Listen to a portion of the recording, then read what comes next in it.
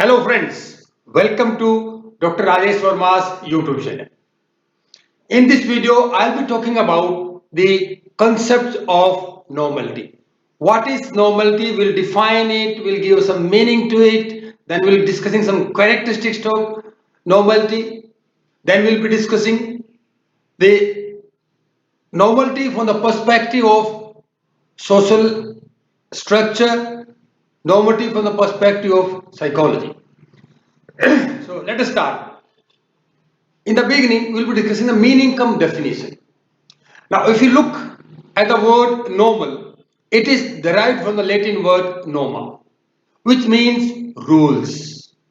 It means following or conforming to social norms or standards. See, social norms are almost unwritten rules and regulations that are followed by particular culture, particular society. So, if So normal means if an individual follows the rules and regulations of the society of which he or she is part, that or he or she is considered as a normal. Means abiding by the conduct and explicit or the implicit norms of the society.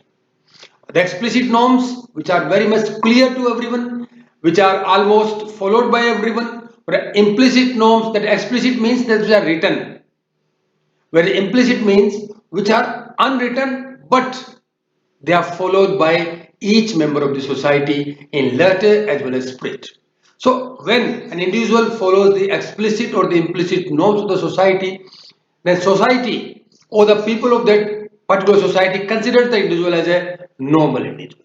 So more or less this is the meaning of the normality, and in psychological parlance we'll be discussing in little bit detail, in deeper detail rather I say.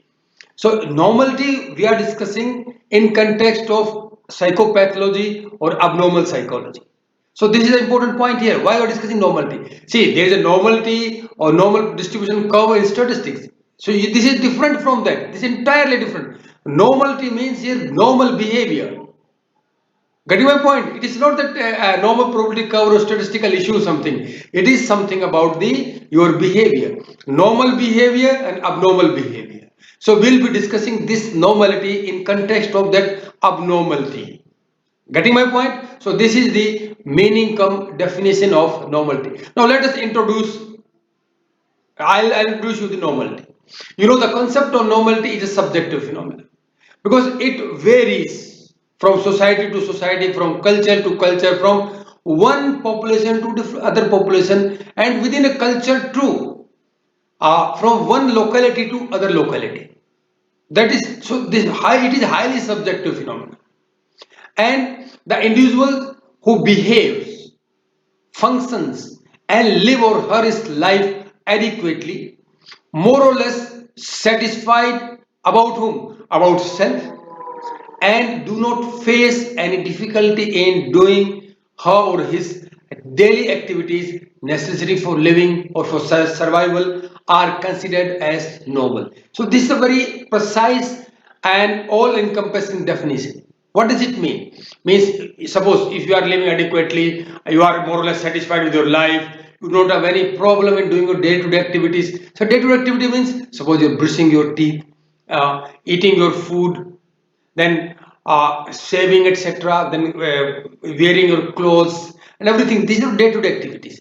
If you do not have any problem in this, certainly as far as your physical or psychological health is concerned, you are normal, you're satisfied with your life. Though no one is satisfied, no one is content for his for about his or life, but more or less you are satisfied, you do not have any problems, you are adequately living, you are surviving, you have a good source of income, or this means you are getting two square meals of in your daily, you are getting that. So that all these phenomena, if you are observing all these activities, if you are doing the similar way, then you are normal people. Getting my point? So this is the gist of normality.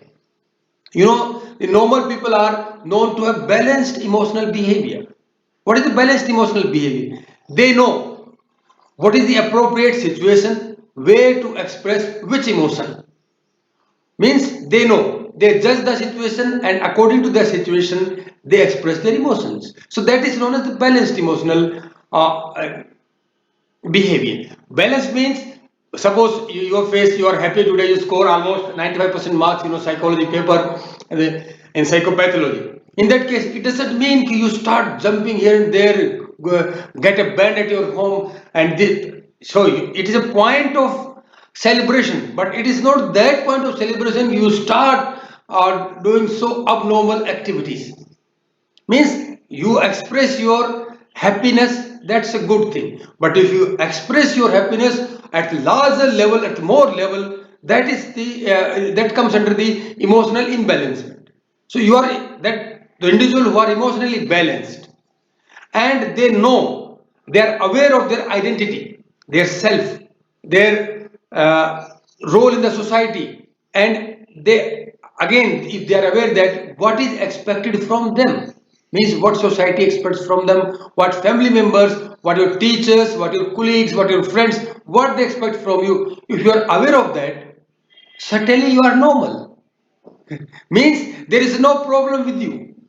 So Coleman in 1981 said that normality represents the optimal development and functioning of the individual, consistent with the long-term well-being and functioning of the group. Group means the member of the group of which you are. Suppose you are in a college, so you are a member of the college group. You are a classroom, then you are a member of that classroom. You are living in a society, you are a member of that society.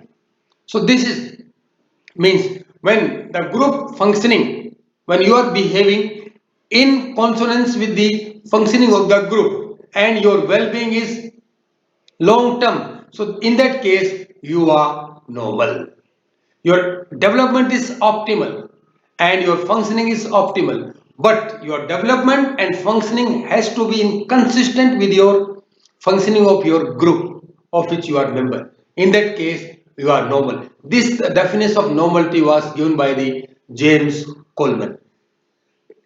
Next, normality from psychological perspective. So that was a general point of view. So that more or less it was just like from the society point of view. Now, if we will discuss the normality from psychological point of view, you see, behavior and public expressions of emotions. That's a very two important point. When, as far as your behavior is concerned, how you express your emotions. If your behavior and expressions of emotions do not violate the psychological functioning, it's called the normal behavior. This is the definition of normality from the psychological perspective. Suppose if you are everyone is at home, your home is happy, they are entertaining, they are celebrating some great success, but at that moment you start feeling sad and start showing the signs of symptoms of depression or anxiety. This that means your expression of your emotions is not consistent with the situation. That time someone will ask, what happened to him, why that he is made the gloomy face. So that is here, that is abnormality.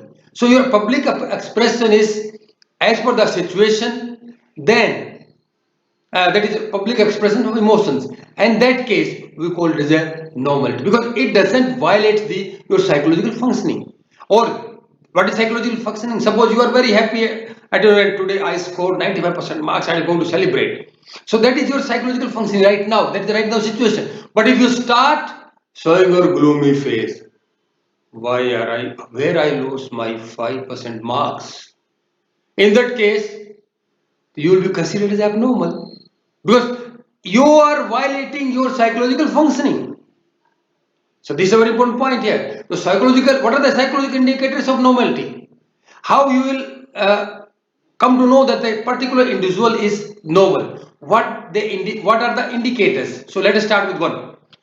If your behavior is stable one, if your behavior across the situations, across the locations, across the different type of you comes under the phenomena, if your behavior is more or less stable, that in that case you can be designated as a noble individual.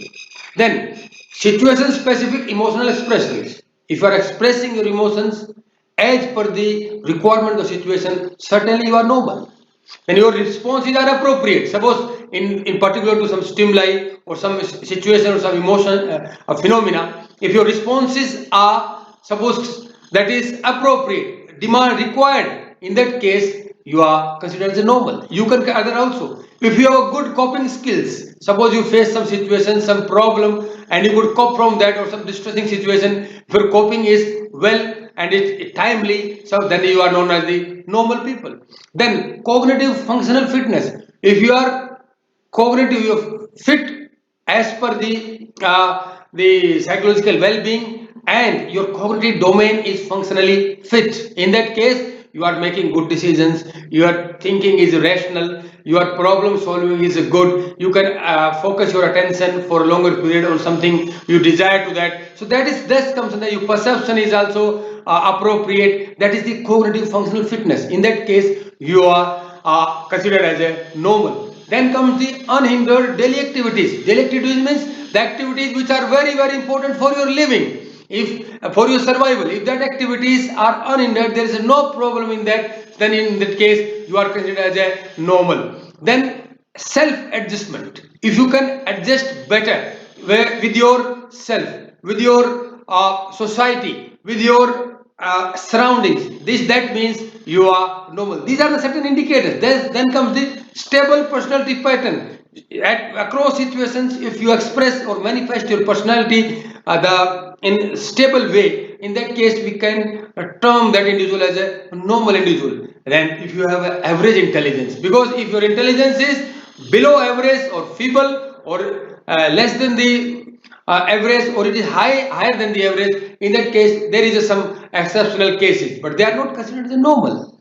Though they are normal in psychological sense, but as far as the statistical point of view is concerned, as the normal probability curve is concerned, you are away from the average. In that case, you may be normal from psychological point of view, but as for the statistical concern, you are not normal because you are away from the average. But if some individual have average intelligence, then safely we can say he or she is normal. Now let us see another angle to the normality. What is the normality from the social perspective? Though a lot of detail we have discussed in the previous slide as far as the social perspective is concerned. So, normal behavior is one. See, I am talking about from the social point of view that do not violate the society's ideas. So that society's norms. If you are not violating the, or if someone is not violating the social norms, society ideas, certainly the society or the member of the society consider individual as a normal. For example, in most of the societies, crying by men in public is not considered as appropriate.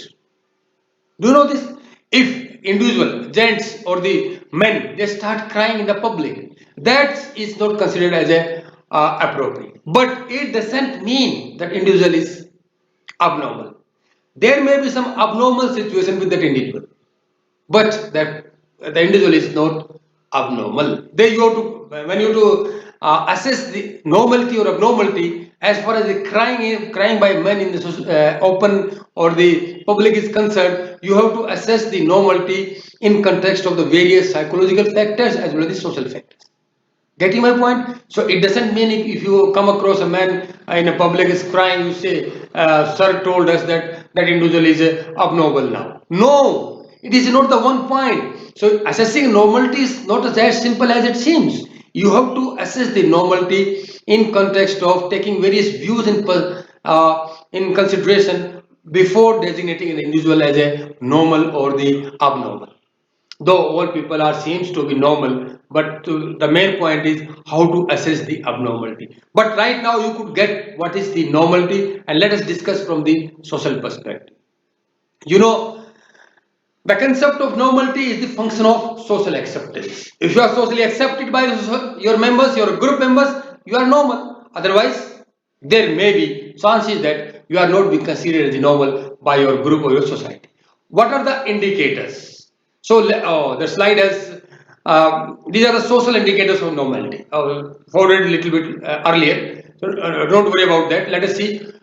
When someone is indulging in social conforming behavior, certainly individual is considered as a normal. Social conforming behavior means behaving as per the norms, ideas, rules, regulations of society. that means you are normal. Then comes the statistically most frequent occurring phenomena in society are considered as a normal. It's a very technical point. So what is statistically most frequently occurring phenomenon? Let me tell you. Means the most of the phenomena, the occurrence of the phenomena, the events that falls under the 64% area of the normal probability curve.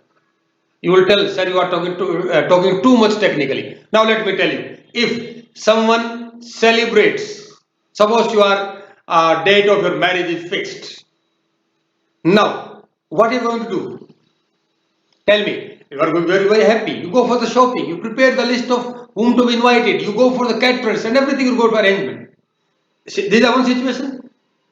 Go to another home of the society of your locality. And then one of your friends that is in locality is also her or his marriage also being fixed. What they will do? Certainly they are going to do this almost similar activity. Go for the shopping spree, preparation, inviting the members, and then lighting facilities, banquet hall bookings, then food facilities, and the guest will come. So everything they will do the same thing. And if you see in your locality or in village or in your town that all people, almost people will behave in a similar pattern when their marriage date is fixed. This means, can you get my point? That is statistically most this phenomena occurs frequently in society. So that is known as the normal. Getting my point? This is, I think, clear to you. The third social indicator scores well in social adjustment domain.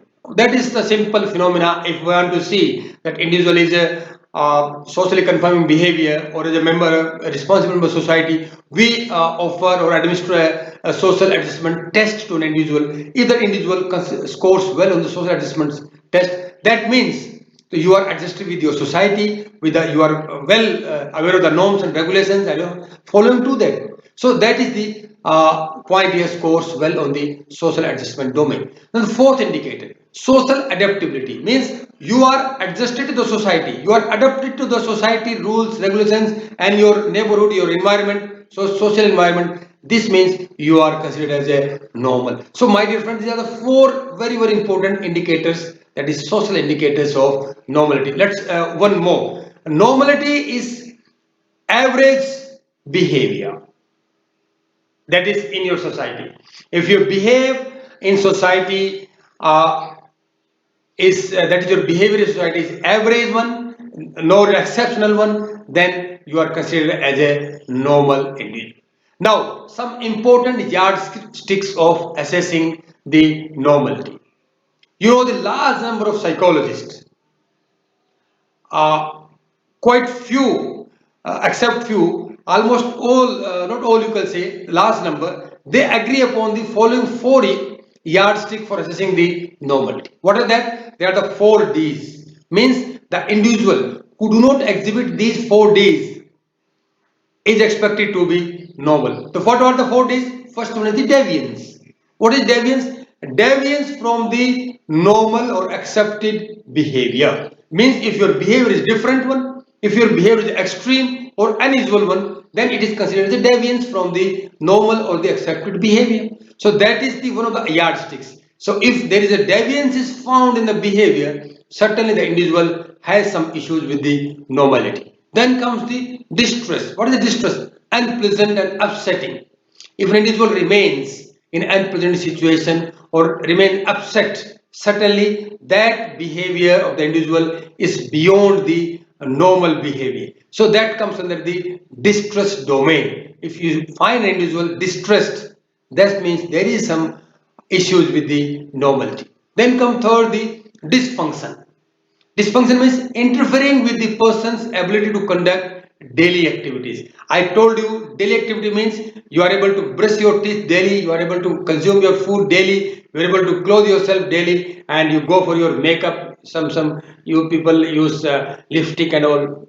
Means people means girls and female they use lipstick. Or they were able to do that, and you can make up your face and everything. You can do your daily activities. Certainly, you are normal. But if there is some dysfunction in these activities, you aren't able to tie your shoelaces. Suppose if someone don't able to wear his trousers, not able to shave his face, that beard. So what is that? That is the indicators of the abnormality, some kind of abnormality. So this is the third D. And the fourth important D is the danger. When your behavior is dangerous or it jeopardizes the safety of your fellows, of your society members. So that is the fourth D. So you must remember these are the four famous yardsticks of assessing normality as well as abnormality. If you don't find these four Ds in an individual is normal. If you find these four Ds in an individual, certainly there is issues with the normality. Deviance, distrust, dysfunction, and danger. So, apart from these four Ds, there are following parameters too, which are also considered for the assessing the normality. What were that? Observing the behavior in context of the environment. Means what is your behavior in context of your immediate environment. If your environment is fine and your behavior too is fine, it is in consonance, is consistent with that, certainly there is no issues with the normality. Then comes the effect of behavior on others. You are behaving, and what is the effect of on others? So that is the very important parameter. Then the expression of common pattern of behavior. If you find an individual or yourself, if behavior is common pattern as per the past evidences that your behavior was particular and that's a situation, and if similar is the behavior in this situation too, this means your behavior is almost common pattern across the situations, across the time, across the society locations or the geographical locations. So that is the one of the important parameters of the assessing the normality. Oh, then comes the self management. If you are able to manage yourself adequately, optimally, certainly there are no issues of normality. So now let us discuss the last slide, last topic comes under the domain of concept of normality. That is the characteristics of normality. The first one, normality is assessed in the light of several interrelated factors. You do not take it as a guaranteed that just by one factor, whether it is psychological one or sociological one or another, apart from that there is another factor, you cannot assess an individual as a normal or the abnormal. So before assessing, before designating an individual normal or abnormal, we have to consider various factors, several factors, and it takes a little bit of time and meticulous uh, or that is planning for the assessing the normality or the abnormality. So it's a very important one. We should not take it as a guaranteed and one factor is responsible for assessing the normality or abnormality. Then comes the normal behavior is seen as productive and most commonly occurring. Means if your behavior is normal, certainly you will be productive to the society. And that behavior has to be most commonly occurring across various peoples and various situations. Then comes the manifestation of composed and responsible behavior. If your behavior is composed one, you are not throwing tantrums on small activities or small demands, and your behavior is responsible one, certainly you are considered as a, or there is no issues with your normality. Then comes the expression of ideal mental health and well-being. If you are expressing your mental health in ideal way, oh, your well-being is good one, that is psychological well-being, certainly there are no problem with the normality. Then comes the culture and its norms are the defining paradigms of normality. If you are assessing normality of an individual, this means certainly you have to consider the cultural and social norms because they define the issues of normality in clear cut terms. So there are the defining paradigms. Then comes the normality is a subjective phenomena which I discussed in the introduction part. Finally, its characterization among intraculture remains stable while varies among interculture. So normality, this is a very important one. See now various examples you'll find in particular one culture. Dressing, you take the dressing style or behaving. Uh, Let us take a dressing style. In one culture, wearing a particular dress is considered as normal, whereas in the other culture, wearing the same dress is considered, it doesn't considered as a normal. You know the Ireland example? The national dress of the people, men of the Ireland is a skirt. If the people of the Ireland came to India, uh, or specifically in Haryana, wearing a skirt, gents are wearing skirt, will what the Haryana people will say? I need to explain that. You could get that point because they want that is intra-culture. Intra-culture within Ireland, they are considered as a normal. Because they're national dress. But in interculture, in Haryana culture and Ireland culture, they will be laughed at. Or they will be designated as not normal people. So, my dear friends, this is the meaning of the seventh characteristic. That is, I repeat once again because it's a very important one. Its characterization among intra-culture within our same culture remains stable while varies among inter-culture. So, my dear YouTube viewers, this is the my references. You can always cross-check them and you can study them for more information. So today what we discussed, concept of normality, meaning, definition, then introductory part, the definition, then psychological perspective, normality from the psychological perspective, normality from the sociological perspective, then we discuss some yardsticks, that is 4Ds, and finally we discuss some characteristics of the normality. So in the next video, we'll be discussing, you know very well, okay, the concept of abnormality. So that's a very interrelated point and a very common point we'll be discussing in the next topic. By the time, my dear friends, how you see or this my video, if you like it, share with your friends, your colleagues and with your teachers. If you have something to say to me, you can write in my comment box or you can email me at vermasud@yahoo.com. I always solicit your critical as well as appreciative comments. My dear friends, thank you for watching this video.